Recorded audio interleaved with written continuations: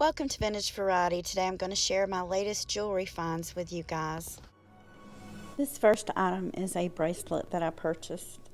This will most likely go to my daughter. She loves anything that looks Egyptian or is Egyptian revival. This is a relatively small bracelet. I could probably put some type of an extender on it. It's like lapis. Not sure about the orange colored stone, and then it has some inlaid work, may or may not be real turquoise.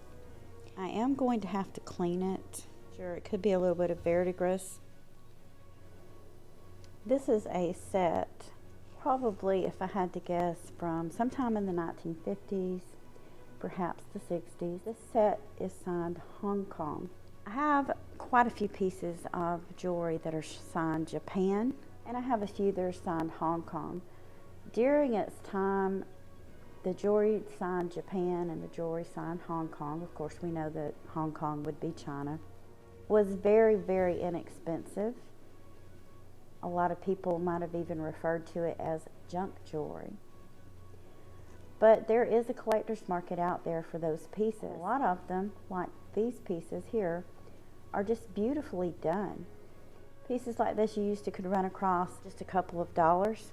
And I've watched over the past decade or so as the prices for pieces like this have gone up immensely. They've become more and more collectible. Other pieces of jewelry become rarer, such as some of the big designer names. Pieces like this are going to become scarce. So when you run across a piece that's signed Japan or Hong Kong, and the piece is in excellent condition, like this set that I have here, definitely buy it, add it to your collection, because it is something that will probably grow in value. I'm going to zoom in on this and let you get a really good look at the details. These are plastic beads, but look how well this piece of jewelry is done. Those are the earrings. They are clip-on. There's the marking on the back for the earrings, Hong Kong. This is something that I would wear even today. I like the filigree style of this. I love the colors that are on it.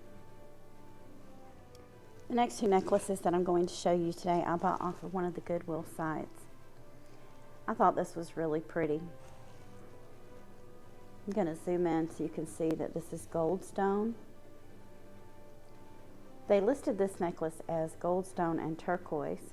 I don't believe that the pendant on this or the larger beads are actually turquoise. To me, it looks more like dyed howlite or some other stone dyed to look like turquoise. The small chips may be turquoise, I'm not sure. I thought this was a really pretty necklace, and I decided to buy it to add to my collection. I don't collect a lot of Southwestern style jewelry, but I think this is a piece that I would actually wear. Another necklace that was included in this lot, this one is quartz. It's made out of quartz chips, and it has a pinkish tint to it. Zoom in so you can see that. I liked this. It is vintage. I thought it was a very pretty necklace. The two pieces were listed together, and I liked both of them. I decided to go ahead and purchase it to add to my collection of jewelry. Next item is a sterling antique brooch. This is Cantil work. I do have a weak spot for antique brooches and floral jewelry. I saw this, I decided to go ahead and purchase it. I'm going to flip it over and show you guys the back of it.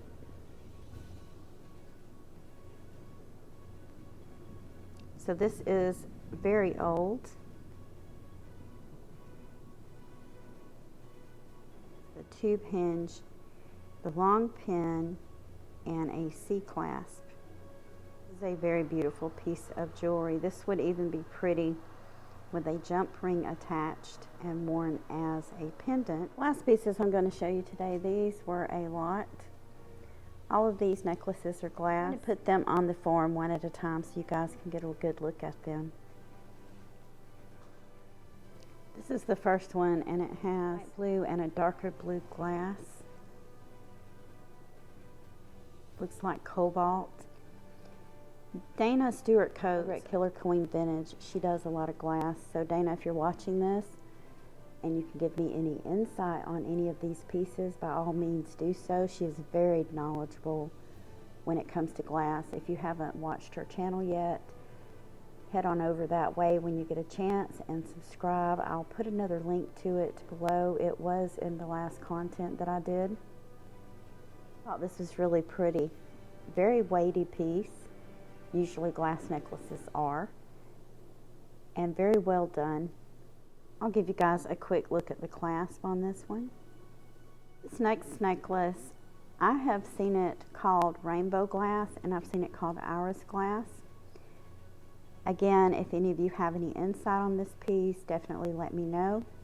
I'm going to zoom in so you can see how pretty that is. Rainbow glass is a fitting name for this. I may not be using the right name, so if you guys know what the proper name for this is, let me know by all means.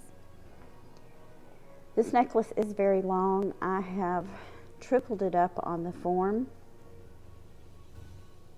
It does not have a clasp, but isn't that beautiful? Here I have another blue necklace.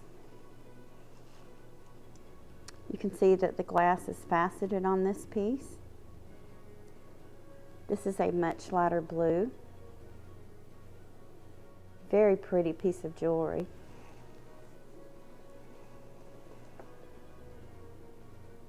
It's not marked. There's the clasp on it. This one is done in clear glass, crystal. A lot of people refer to that as crystal. As I mentioned before, I'm not as knowledgeable on pieces of jewelry as I would like to be in others. Glass and stones are not pieces that I'm very knowledgeable in, and I'm also not very knowledgeable with check pieces, although that is something that I have been working on increasing my knowledge on. This necklace is signed Laguna. It has an extender on the back, a shepherd's hook closure. You can see Laguna right there. The Laguna jewelry brand was founded in the mid-1940s by the Royal Craftsman Company out of New York. Their jewelry was of very well quality. Most of their pieces were signed simply Laguna. The company ceased to exist in the 1980s. Then we have this other crystal necklace. This one's a lot shorter. This one is not signed. It also has a shepherd's hook. A little bit of an extender. The shepherd's hook on this one has a little rhinestone set into it. Look how stunning all of these necklaces look draped together. I want to take a few minutes to talk about the recent jewelry sale and giveaway that I did. 3 of my winners for the giveaways, I've already shipped their items out. One of them I had quite a bit of a hiccup with. The package was going to the United Kingdom. So I stopped by the post office to drop it off, filled out all the paperwork, everything I had to do. I was on my way to a doctor's appointment. So I get to the doctor's office and I've only got a few minutes before they're most likely going to call me back to see the doctor. And I start looking at the tracking info, and the lady at the post office, I guess, mistook United Kingdom for Ukraine. So I see the shipping number and I see Ukraine, and I'm like, oh my goodness. There's no way I can leave the doctor's office, because if I canceled the appointment, they would charge me. I would have to pay. Managed to call the post office. Hopefully I got that straightened out. The lady from the post office, I spoke with her, then she called me back. I'm supposed to be getting a new tracking number for that in the mail so I can send it to the winner. If not, I've already contacted the winner that I'll just simply send her out another necklace. I have another necklace that's a little bit more substantial than that one, but it's similar. It's gold tone. But as for the other 2 people that have not contacted me, if I'm not contacted this week, I'm just going to consider it that they did not want their items.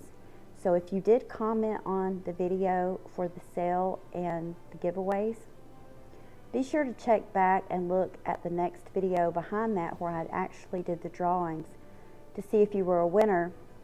This is the last week that I'm going to worry about shipping the items out. So if you contact me this week, I'll try to get the items shipped out for you.